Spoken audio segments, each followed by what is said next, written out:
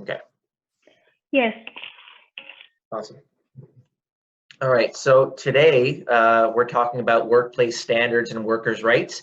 And I got a message from Sue, and in the message there were some suggestions for topics and questions from Mohammed, who's going to be starting work, I believe. Is it this week, Mohammed? I believe you're in this call. Yeah, next week. Next week, okay. May 4th. May 4th, okay, excellent. Yeah. So I tried my best to answer the questions that you were asking, or the topics that you wanted to hear a bit about. So I put those at the end, and then I'll address those then. All right, so we'll start with the presentation here. So workplace rights, what are they? They're important to know because they apply to everybody, regardless of if you're a temporary foreign worker, if you're a permanent resident, if you're a Canadian citizen. It's the same for everybody, okay? So the idea is Canadians have the right to be treated fairly in workplaces, free from discrimination, and our country has laws and programs to protect this right, okay? So anybody who's working has the right to not be discriminated against for whatever reason, okay? And Canada has a lot of things that they do to protect your rights and make the workplace a fair place to work. The Canadian Human Rights Act is a broad-reaching piece of legislation that prohibits discrimination on the basis of gender, race, ethnicity, and other grounds. Okay, so that just means that nobody can be discriminated against because of their gender, their race, their ethnicity. Okay, and many other things.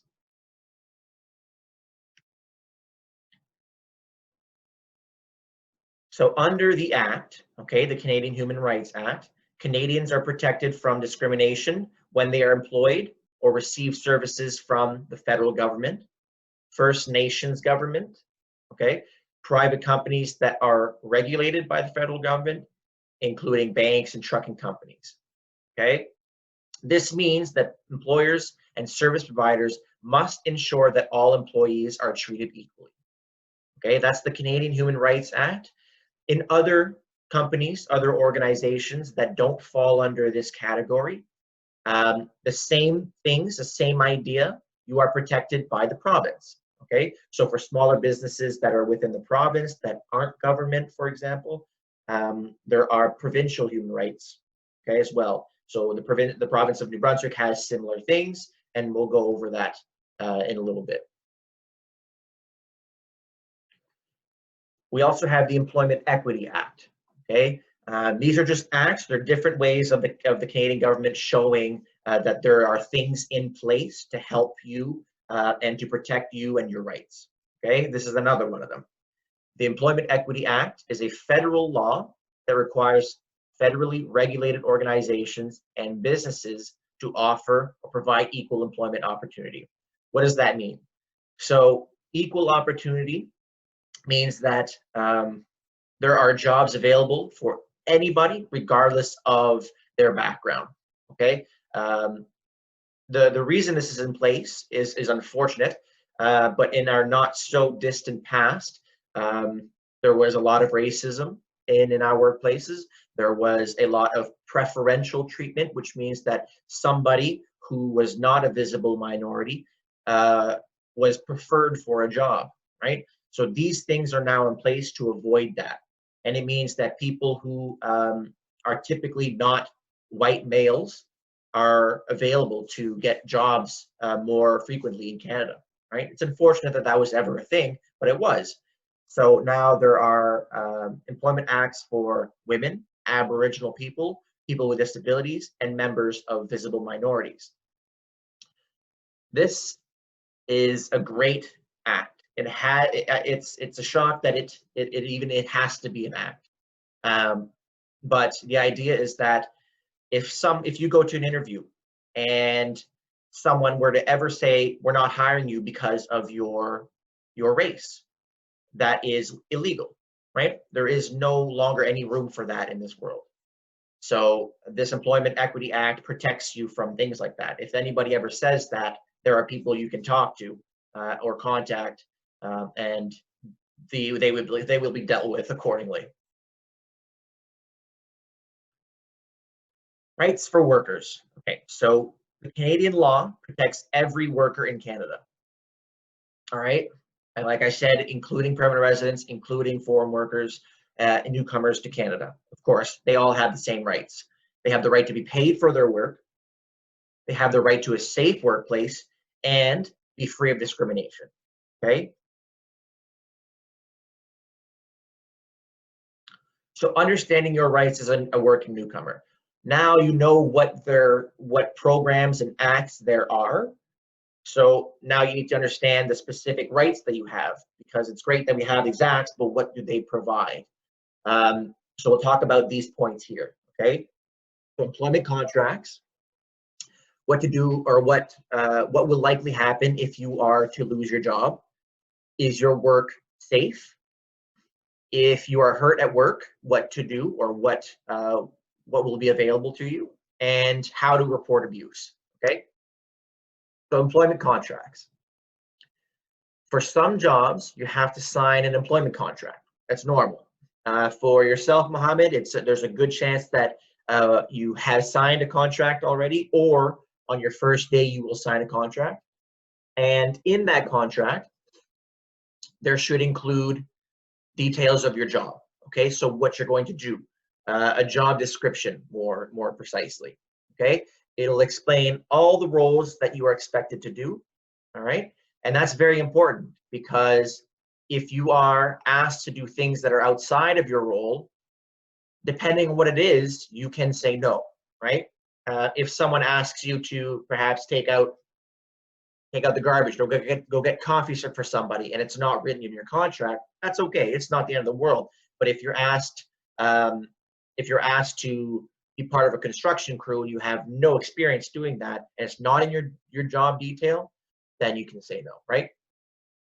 It should also include conditions of your employment. Okay, the highest number of hours you will work in a week, and how much you will be paid for your work. So if in every contract you'll see how many hours you're supposed to work per week, whether it's full-time, part-time, 40 hours, 37 and a half hours. It depends on the company, but it should be very clear in your contract. Also, usually right next to the amount of hours you're going to be working, you will be told how much you will be being paid. Okay, so maybe you are working 37 and a half hours per week at minimum wage or at $20 per hour. It'll all say in the contract. You're going to want to keep a copy of your contract always, okay? Because if ever you're in a situation where you and the employer disagree, always bring your contract into the conversation, because you have proof, written proof, right? You'll also sign a contract, so you're bound to it as well. So it goes both ways. You are expected to do something, and the employer is expected to do something, and together you're supposed to work equally. So let's see here. Right, the laws on hours of work and overtime, they depend per province. Okay, and I'll cover exactly what New Brunswick's laws are. Your contract will also have details about money coming out of your pay. Okay, and I will cover that again in the next slides. But things like employment insurance, Canada Pension Plan, federal and provincial taxes, they'll all be listed very clearly when you sign your contract and when you get your pay stub. Okay, your very first pay, you'll see very clearly what's coming out. As it says at the bottom here, always keep a copy of your contract. You and your employer must always follow the contract. Okay. Oh. There we go. Okay. In most cases, the title, if you lose your job, okay? In most cases, your employer needs to give you written notice before your last day of work, or pay you for that time instead. This is called termination. So if somebody is working and they are going to be fired or let go, they usually have to have a written notice. A written notice just means that they have an email a piece of paper, a document, a letter that says we are unfortunately going to be ending employment with you within 2 weeks, usually 2 weeks. Okay, that gives you a chance to prepare yourself to perhaps find other work and organize yourself as best you can, so it's not sudden and a big shock to your system. Okay, it's a very shocking, of course, but the idea is that if it were to be done in one day, it would be very stressful for you, more so than an extra amount of time. Your employer does not have to warn you when you are being let go for just cause. Just cause could be many different things. The examples here are misconduct or missing work without good reason. Okay, that's just a few of many. If you're not doing a good job at work, or you're going against your contract, or you're going against policies, or you're being rude, or you're not showing up to your job, an employer can fire you in one day, right? They can say, take your things and leave. We don't want you here anymore. And that's legal, but it needs to be for just cause, okay? And that can be a variety of things. It's very, very broad. But if they say you're fired and then they say you don't need to know the reason, right? That's not just cause. There needs to be a good reason, and they need to prove it. If you have a contract for a specific period of time, so for perhaps a 1-year contract, your employer does not have to give you notice when the contract ends. So if you sign a contract for 1 year, from April 22nd to April 22nd, you know that the contract will end on the 22nd of next year, so they don't have to give you a written notice. I hope that makes sense. You should know your date of termination on the contract. If your employer does not follow the law when they dismiss you, you can complain to a local employment and labor standards office, which you will see soon, the number and the contact. If they are covered by a union contract, we won't go into that. If you are in the union, you can make a similar complaint, but it needs to be through the union, okay? There's two different methods here. I know it's very wordy and there's a lot of text, but I'll try to explain these after with the pictures I've included. So all workers in Canada have the right to safe and healthy workplaces. There are practices to protect workers from danger. It is also the responsibility of the employer to ensure that their employees are given the right tools and training to avoid injuries. Okay, so to help decide if your workplace is safe or if you feel safe in your workplace, you need to ask yourself, have I been properly trained for the job that I'm doing? If you are a construction worker and you're working in a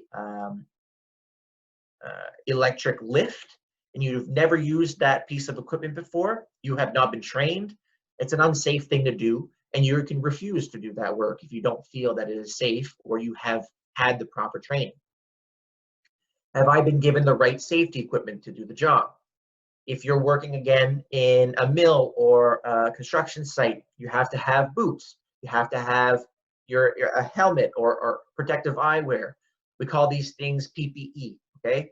Personal protective equipment. If you don't have these things, then you are at risk of injuring yourself, okay? Things like gloves as well. Do I feel unsafe when doing my job? I'll give you a personal story because I feel like personal stories always they help people understand the scenario. I used to, in university, I worked as a painter.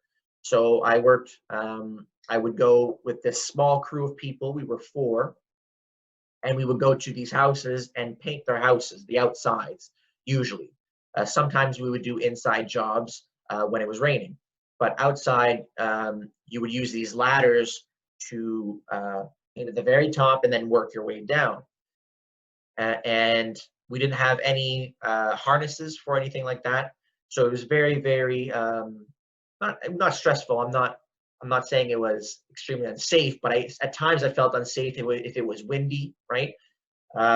So I continued doing the job, but I recall now, this is probably 9 years ago, that it was probably something I shouldn't have been doing. It could have been very dangerous. Right? So if you feel that way at your job, you might want to ask if there are better methods of making you feel safe. So better equipment. In my case, harnesses, right? I could have asked my boss for these things. If he'd had said no, then I could have told somebody and he would have been forced to buy those things if it was unsafe. Do I work close to dangerous material? Okay, if you're working in most places, even if you're a cleaner in hotels, you have these products, these chemicals that are dangerous. If you are not aware of how to use those, you need to get trained, or you need to have your employer train you, right? Most of the time, you have the right to refuse work if you believe it is dangerous, and you must be paid until the danger is removed, okay? You feel the problem no longer exists, or a government official tells you that it is safe to work. So what this means is if you go to work and you feel that something that you are being asked to do is unsafe, you can say, I don't feel right doing this, and you cannot be punished for refusing work. If it is unsafe, your employer needs to fix it before you can return, and they must pay you for that. Now, this is important to note that it's easy to take advantage of something like this, right? You could say, I don't feel safe today and not do any work and get paid. That's not the right thing to do. Of course, employers, they work very hard to try to make everything safe. Sometimes they forget, or sometimes they don't do it. And that's when you need to raise your voice. But most times, work is just work, and employers are doing their best. It's just a few times where you might feel unsafe that you need to speak up. Can I ask a question about that? What if Absolutely. you're working at the superstore and you don't feel safe because of COVID-19? Meanwhile, other people are working. Like Right. you feel like, oh, it's not safe. Are you saying that I could stay home and get paid? Like I'm just not clear on that point. Good question. So to address the latter part of that question, can you stay home and get paid? You can never stay home if you feel unsafe. You have to be at the workplace. You just don't have to be doing the work. You can be repurposed to do something else. I'll give you one example. If I as a painter, I was painting, and I did not want to go up the ladder because I did not feel safe to paint the top, I could be repurposed for that day to paint the bottom of the house, right? There are other things that you could be doing. As for COVID-19, I'm not 100% sure about this one thing that I will say, but it does seem to make sense to me. I've heard that the contracts, in the contracts when you're signing, let's say you're a new employee being hired for COVID-19, you're being hired for work close to COVID-19 conditions, like a superstore or Sobeys. It's written in the contract that this is what you're accepting to work near, right? So all I know is for new workers, this is a risk that they're willing to take. I don't know about the older workers, the people who've already been there. If they needed to re-sign a contract, I'm not sure. But everybody who's still working likely has agreed to taking the risks. It's probably a safe point from the organizations that they're working for. Does that make sense? Yeah, that's great. Thanks. Yeah, I'm not 100% sure on that, so I don't want to mislead, but I've heard from a friend that that's what has happened.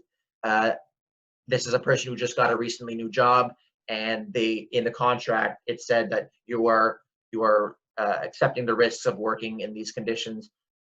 So yeah, that's the best I can share to that.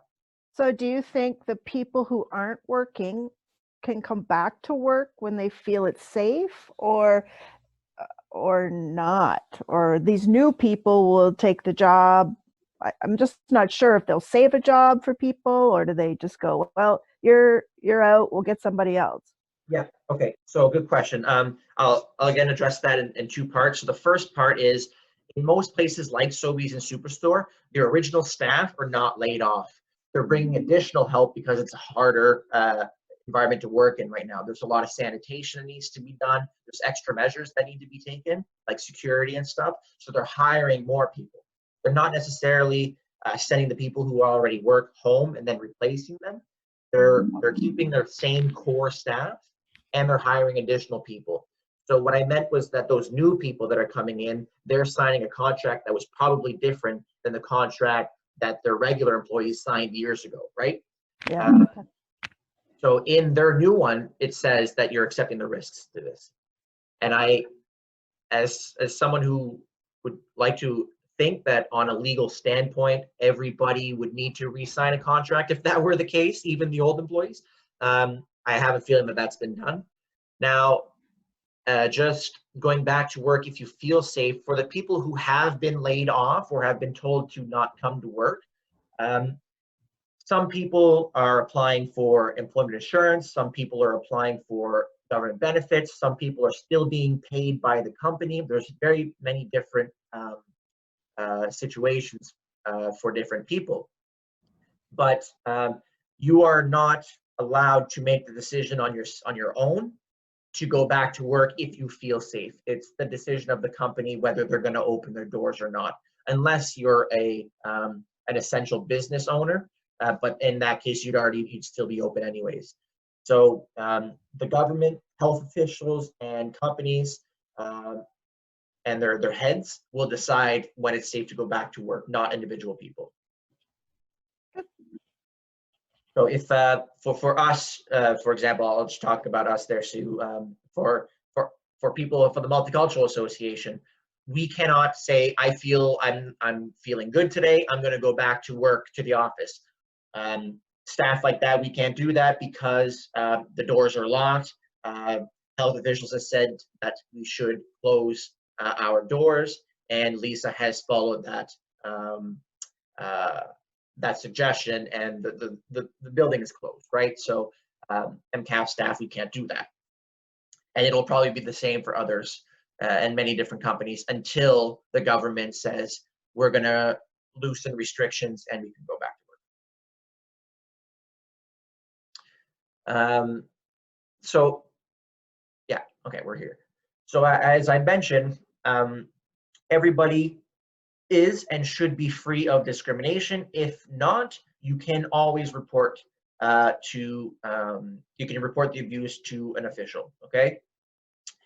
For us in New Brunswick, the Department of Post-Secondary Education, Training and Labor is where you would contact. And more specifically, the Employment Standards Branch. So the Department of Post-Secondary Education, Training and Labor, we'll shorten that up. We will call it DPETL, so DPETL, that's their acronym. You can contact these people at the Employment Standards Branch, okay? They have many different workers and departments. This one department, it works with reports of abuse or unsafe working.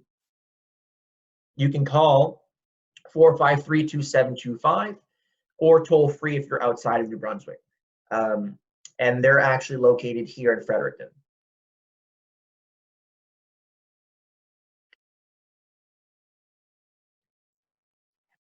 So I talked a bit about laws and acts and things that are in place for Canada and Canadian citizens, but now we're going to focus a bit on workplace standards in New Brunswick because every province is different. Yes, the government of Canada has these ideas that are the same for everybody, but every province has the right to do their own, to make their own policies, to do some of their own laws. So it's different everywhere. So it's important to focus on New Brunswick since we're here. So the things that are different for every province are some of these, okay? The very first thing is minimum wage. As of April 1st, 2020, so just a couple of weeks ago, minimum wage went up from $11.50 to $11.70 per hour, okay? So $11.70 per hour. That's the minimum wage. That's the smallest amount of money you can make working anywhere, okay? So if you have a introductory job, the lowest you can get paid is $11.70. And I want to, before we move on, I want to make sure that that's very clear, okay? This is the law. You cannot be paid less than $11.70 per hour. A lot of employers, which is unfortunate, and I've seen it happen, they will hire people, especially newcomers, and say we will pay you less than minimum wage, but we're going to pay you cash. Okay, and because a lot of my clients or just newcomers in general, they might have worked with cash in their home country. They're not familiar with checks or direct deposit. It often seems like the best choice. Wow, this person's going to pay me cash, and they're only going to pay you $10 per hour. That's illegal. That's illegal on your side and on their side. You cannot accept that because it's not part of the law. So everything needs to be in a contract and be very clear. There should be no what we call under the table payments. Okay, that means that it's hidden, right? Under the table is hidden, and it's illegal to do that. So you should not accept that. If you hear that from an employer saying, look, we're going to pay you $11 per hour, we'll pay you cash, you say no. And if you can, report that to me so I can report it to somebody else, because we don't want to be working with people like that are taking advantage of people who might not know better. If you are working overtime, let's say you have worked 44 hours in a week and you're working more than 44 hours, at that point, every hour of work, you will be paid $17.55 per hour. Okay, so that's when you're working overtime, right? It shouldn't happen often. Some people don't have a choice.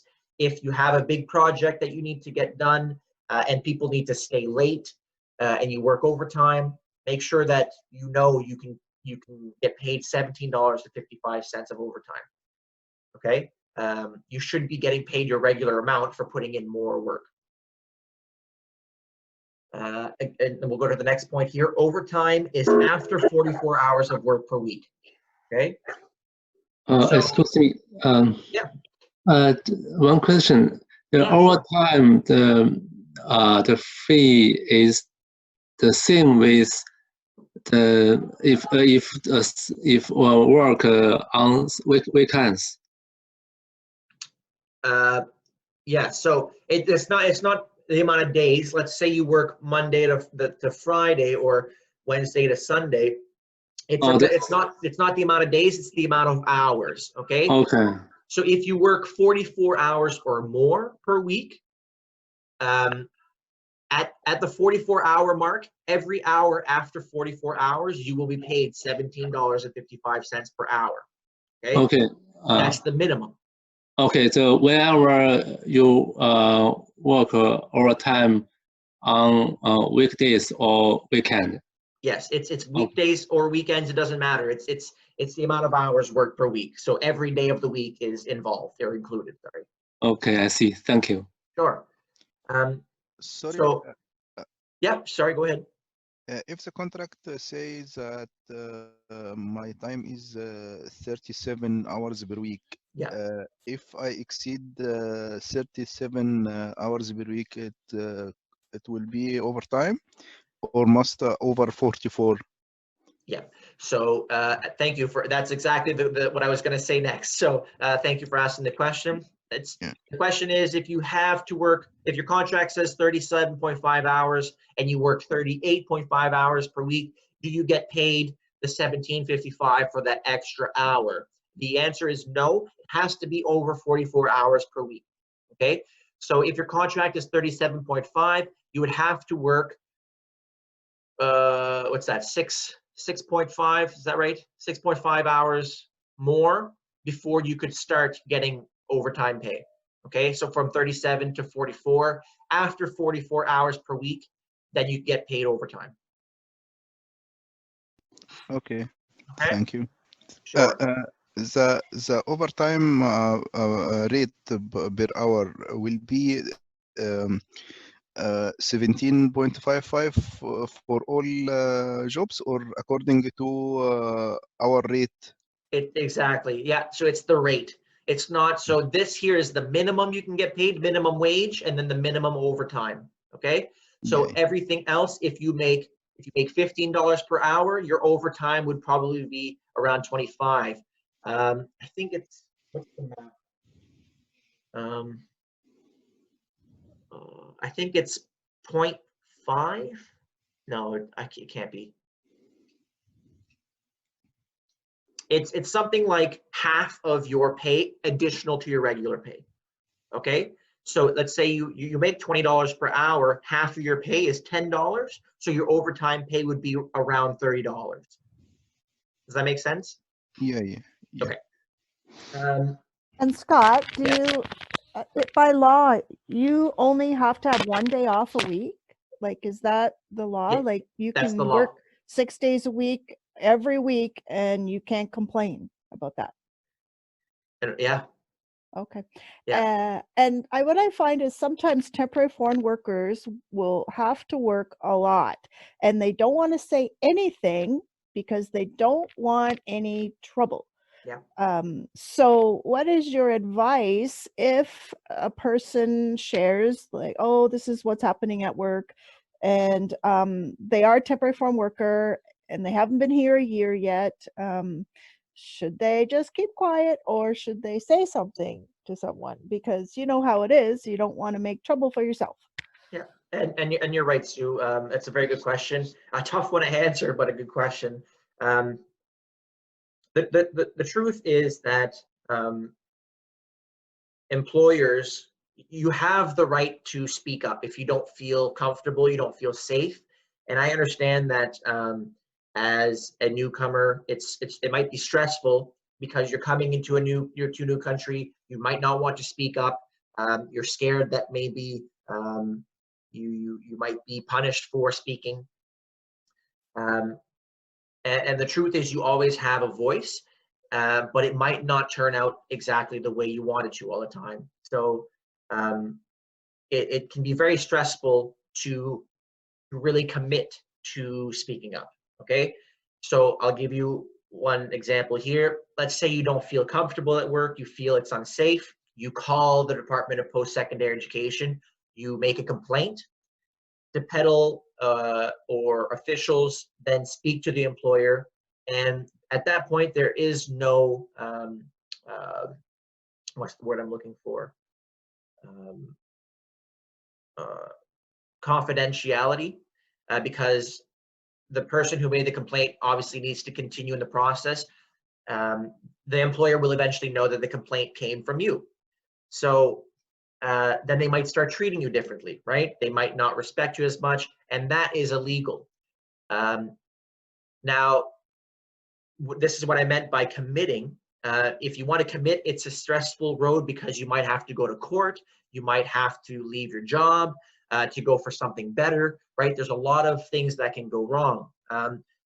But the ultimate important thing is that you should speak up. Even though it's scary, you should speak up because it's the right thing to do. And people like myself, the pedal, other organizations, if you speak up and you feel you need to leave the job because you don't feel comfortable there anymore, that's normal, and will help you try to find something new. Don't feel as though the one job that you have is the only opportunity and the only job you can have, especially if you don't feel comfortable. So speak up, make a complaint if you have to, only if you really need to though. It needs to be a proper complaint, and you need to be able to provide proof that you don't feel comfortable, that things are unsafe. And if you need to leave it for the better, you should, and we'll help you find something different, right? There are other many organizations that help people find jobs, and it's not impossible. It's just stressful. I hope that answered your question. I guess the idea is that you always should speak up, even though you feel it might be scary to do so. Okay.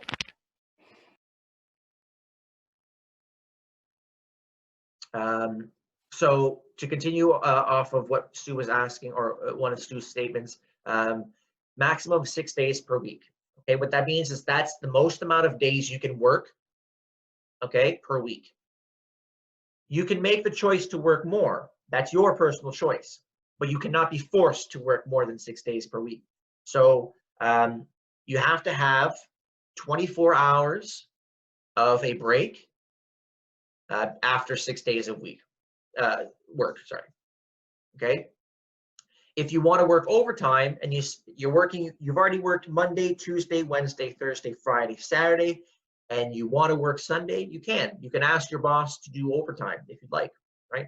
That's your choice, but you can't be forced. In New Brunswick, there are 8 provincial statutory holidays. Okay, what that means is that these days you are guaranteed for all workers in the province that you will not have to work. It's a day off. Okay, so they are New Year's, Family Day, Good Friday, Canada Day, New Brunswick Day, Labor Day, and Remembrance Day. Oh, sorry, and Christmas. Those are provincial statutory holidays.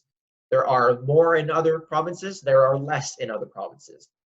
Also, additional days, vacation days, are decided by the company you're working for. So this is the minimum that you can have off, okay?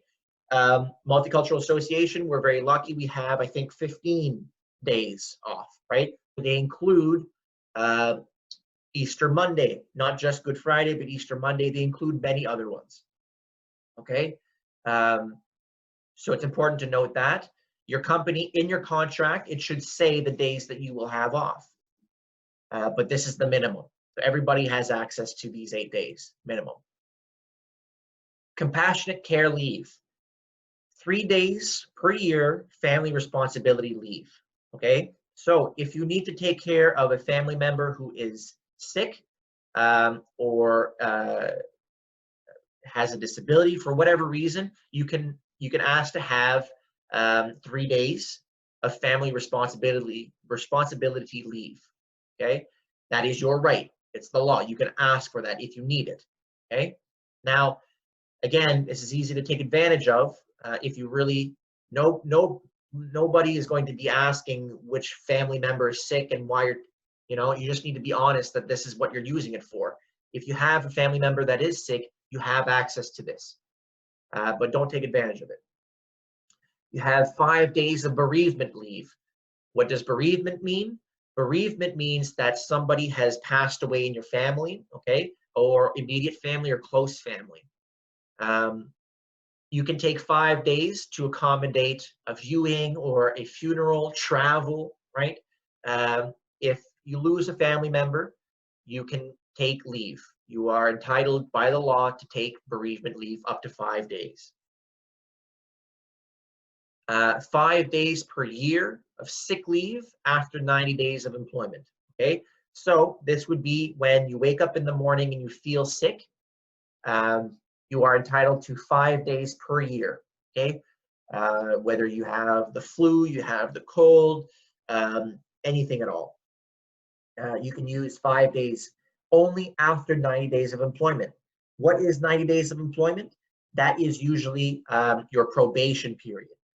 So when you start a new job, you usually have a probation period, okay?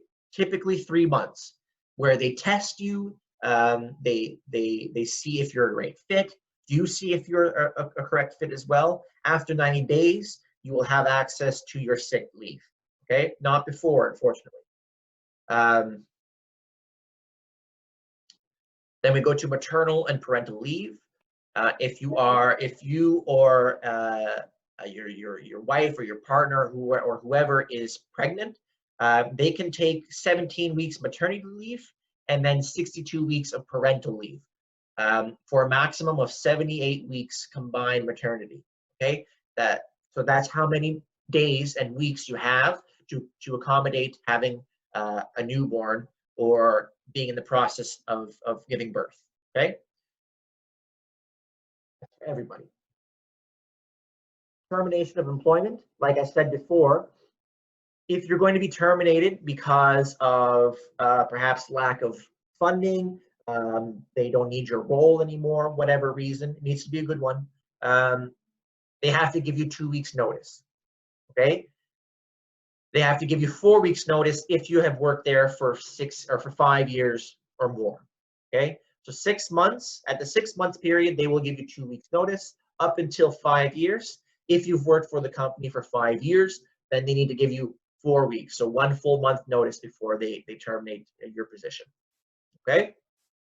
So those are specific to New Brunswick. They change everywhere in other provinces, quite a bit actually. There's very big changes. Most of the changes you'll see are in minimum wage, okay? So places out west in Alberta and BC, they have higher minimum wages because their cost of living is higher. Here in New Brunswick, we have, in Atlantic Canada, there's lower wages, okay? Some wages, I believe, are a difference of a full $3, so it's quite a bit. Well, Scott, can I Yes. ask a question about the sick leave? I was surprised it's unpaid. I thought if you're sick, you're allowed to be paid. But, yep, so good point. The provincial standard is that it is unpaid. However, the company can make their own decision. So most companies, they do offer paid leave or paid sick leave. Like at the Multicultural Association, we have, I think, 5 days or whatever it is paid leave. And most organizations do. And this is why it's important to know these things, because when our topic from last week, if you remember, when you're making a choice about a company, these things matter in the contract. If one contract says 5 days unpaid sick leave versus 5 days paid sick leave, that's a big choice to make, right? That you might want to go for a company that pays for when you're sick, because you can't control if you're sick, right? And it's important to still make the same money. So yeah, thanks for pointing that out. It is unpaid as a standard, but many companies do pay. You just need to be careful. Make sure to read the contract if you're going to be paid or not. Deductions. So I talked earlier about a pay stub and when you're going to receive it on your first pay. So I'll speak to Mohammed specifically on when you start your work next week on May 4th. After 2 weeks, I believe, most likely, you'll receive your first paycheck. Okay, and when you receive your first paycheck, it'll your pay stub. It'll have the following information. It'll always have this information. Okay, you'll have federal income tax, your CPP, EI. And other things, okay? That is money that comes out of your paycheck to pay for taxes or EI or CPP, and I'll cover exactly what those mean. So taxes are an important part of Canada's social welfare system. You'll receive a breakdown of the money that was taken from your pay, and the document that will show you that is called the pay stub. So the taxes that are taken out from the federal government or the provincial government, they go to things like universal health care for Canada. They go towards roads and parks, and there's so many things that it goes towards paying, right? So that's the idea of the taxes. It comes out of everybody's paycheck, regardless of if you're paying minimum wage or if you're a business owner, right? Everybody gets taxed. The amount that you get taxed is another point of discussion, which we won't get into, but that's the idea. So here is an example of a pay stub, okay? It won't look exactly like this, but it will look something like this, and it will have the same information.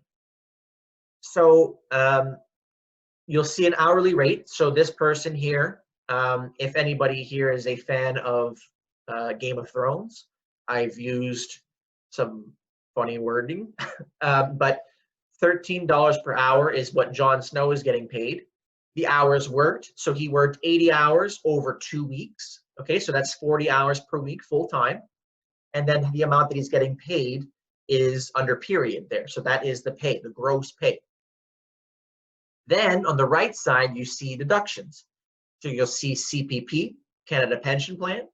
You'll see EI, employment insurance or unemployment insurance. You'll see taxes, okay, whether it be federal or provincial, and healthcare, okay? So healthcare could be a program like the benefits that you might have in your company. You need to pay for the benefits that you get. The company pays for half of it. You usually pay for half. Maybe it's a bigger split, 80-20, who knows? But that's what that is. Canadian Pension Plan, that is money that you put towards pensioners, okay? And pensioners are people who have retired. and are claiming their pension so that they still have an income when they have retired. Okay, people who use CPP are there is no set time. It's once you take your retirement, you have access to your pension that you can start claiming, and you get a monthly, or I think it's a monthly check in the mail. So everybody in Canada helps pay for our pensioners, or in this case, our elders, in a sense, right? For the young folks. Let's see here. Yeah, so everyone at some point will likely become a pensioner. For myself, when I reach the age that I can retire, I will claim, and then the youth and the younger people from the time will be paying so that I can receive a monthly check and still be able to live.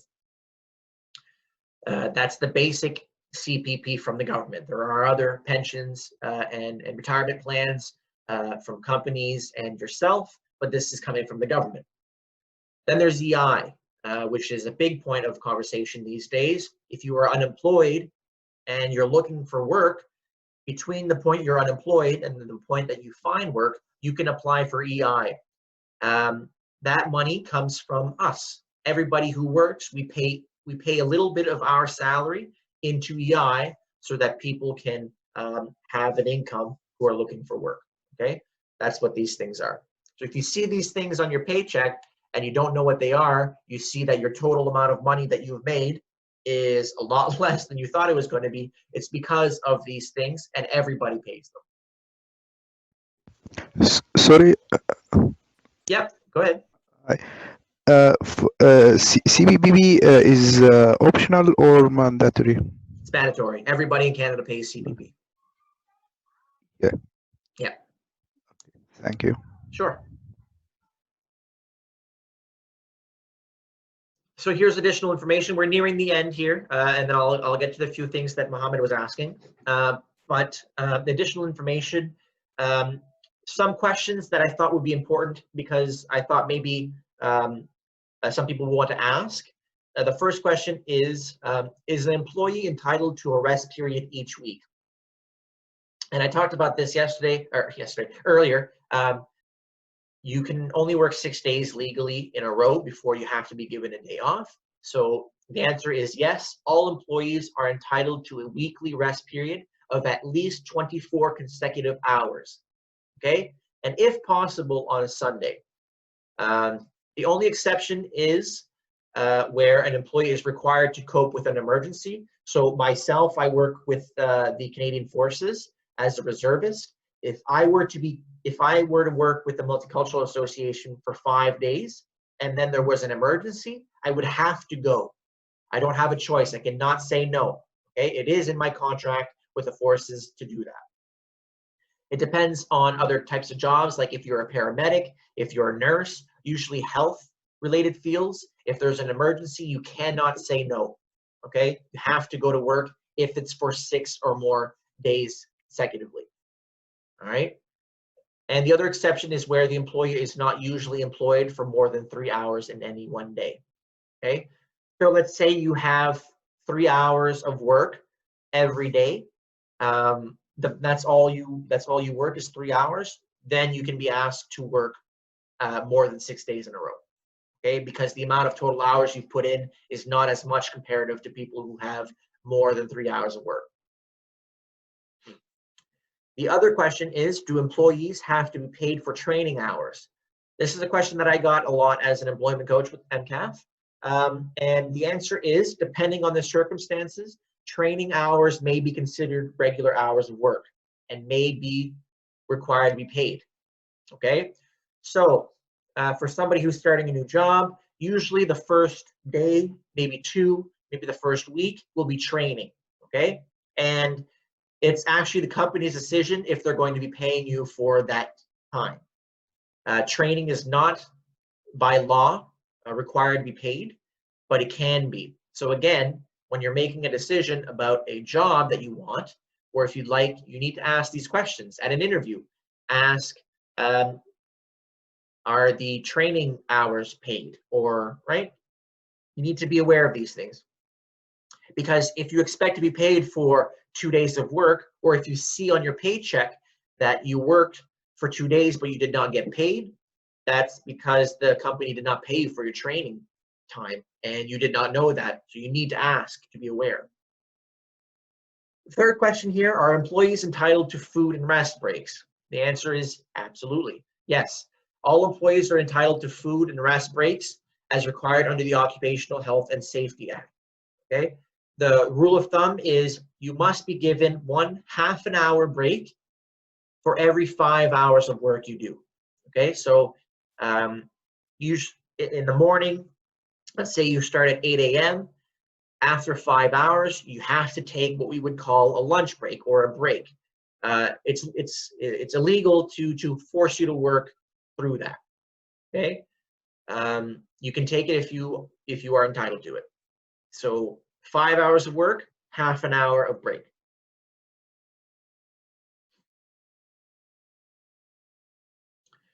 So these were the questions that Sue had passed towards me from Mohammed, and I'll answer them. The very first was about workplace etiquette.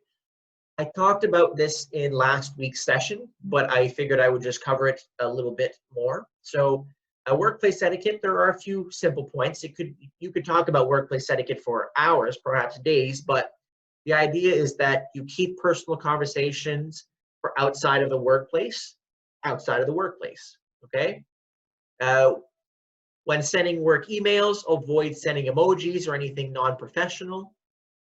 Arrive early when you can. Network with everyone, not just people in your immediate circle. So let's say, Mohammed, do you mind if I ask where you're working? UNB. At UNB, okay. And what are you going to be doing there? ITs, network. Amazing, cool. So you'll be working in IT. You'll most likely be working at a desk, at an office setting, right? Yeah. Okay. So I wanted to ask you, because this next point is important. Network with everyone, not just people in your immediate circle. So if you're going to be in an office setting or a desk setting, it's important to venture outside of just that area and try to meet people in other departments. UNB is massive. You can, perhaps taking a lunch that's outside of your office and outside of your department, meeting people, that's a really good thing to do with workplace etiquette, because you get to meet more people and it's your chance to be a little bit friendly with them, get to know them, right? You help co-workers whenever you can. Having people in your circle can really pay off in the future. What that means is if somebody asks you for help, if you can, always try to say yes, because it's better to help people and have them respect the fact that you did that than not doing it, because you don't know when you might need help, right? And if you help people, they'll be more willing to help you in the future. Be flexible, learn as much as you can by taking on new tasks. So what I mean by that is if you're asked to do something that you're maybe not familiar with, that's outside of your knowledge or your skills, try it. Try it. It's okay to fail. If you try it and you fail, at least you'll have learned something. And it's better to do that than to not be able to expand your knowledge and your skills. If you try something new, you might see you enjoy it, and you might be really good at it. And it's always good to grow your skills, because as anybody who's working as an employment coach, I think it's always important to develop skills and develop knowledge so that you can be more competitive in the future. Dress appropriately, of course. Smile, and it's okay to make mistakes and embrace them. On your first day of work, it might be stressful. You might feel like you're making a lot of mistakes, but that's very normal. Embrace them and learn from them. For your second topic, you wanted to know a bit about teamwork skills. It's important to have a really good communication, okay? Teamwork is all about communication. And if you can communicate your idea and also listen the same way, you will find that teamwork is very easy. Communication is not just verbal. It can be by email, it can be by text, it can be availability. Having communication is the #1 most important thing with teamwork. Conflict resolution. So you should have a good understanding of how to resolve a conflict. let's say somebody you work with is having a very bad day, or they're being aggressive towards you. Instead of engaging in the aggressiveness, you need to know how to resolve the conflict and move past it. Because if you don't, then you might have a grudge, and a grudge would be something that you could keep for a long time, and it's unhealthy at the workplace. So let's say you come in, somebody got mad at you, and every day afterwards you're mad at each other. It's unhealthy. So conflict resolution is very important as well. Rapport building. So building rapport, getting to know your teammates and your immediate circle is very important, of course. Doing outside of work events to build the team is very important. If you can do that, if you feel comfortable with somebody you work with to the point where you can be friends outside of work, that's awesome. That builds a lot of rapport. Respectfulness and tolerance, these kind of go together. In order to be respectful, you need to be tolerant, and vice versa. In order to be tolerant, you need to be respectful. What this means is if you work with somebody, and this has a lot to do with discrimination, actually, it's important to not discriminate, to be tolerant of somebody who's different. Not everybody has the same ways of doing things that you might have, and that's okay. That's them. That's the normal thing. Everybody's different, of course. And to tolerate that is a very big skill to have.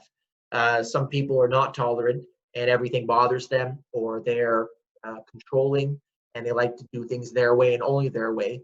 If that's the type of person that you'll be, you probably won't work very well in a team. So you need to be tolerant. You need to be open to new ideas and open to different methods of people doing things. And then the last thing you had asked about was attending work meetings. The hard question to answer. Now that I know you're in an office setting, it's a bit easier, but attending your first meeting can sometimes be stressful, but it should really be a time where you focus on introducing yourself and asking questions that you want to know. Because the rest of the day, you're going to be probably isolated doing your own work, and you won't have a team gathered together to ask the questions to. You might ask one person and they might not have the perfect answer. But if you ask a group of people, one person might have the right answer in that group. So it's really important to ask your questions then. Depending on the location, you'll want to prepare differently. And what I meant by this is I didn't know where you were working. So now that I know you're working in an office, it's different than working perhaps on a construction site, right? The meetings will be different, and you need to come prepared differently as well. So if you're having a team meeting at UNB in an office setting, always make sure to bring something to write on, okay? A pen and paper to take down notes. You should be able to take minutes, and minutes in this sense means that you should be able to write down everything that was covered so that you can review later if you need to. Also, make sure to ask your questions and follow the policies. There's team meetings that are very structured. Usually office settings are very structured meetings where the head or the lead of the department will speak and then perhaps ask questions. It's important to follow that routine. You're going to learn the routine after the first day. It's important to take note of these things. Apart from that, don't be afraid to speak about your ideas. It might seem stressful in the first team meeting or team meetings afterwards, but speak your mind, ask the questions you want to ask. It will show confidence, and people, I guarantee you, will be willing to listen to the questions you have, okay? They'd rather you try to learn than to keep quiet. And that is all. So I'll pass it back. I think in total we had seven participants minus myself and Sue, so 5. If you guys have questions or if there's anything you'd like me to clarify, please ask. Okay, thank you very much, Scott.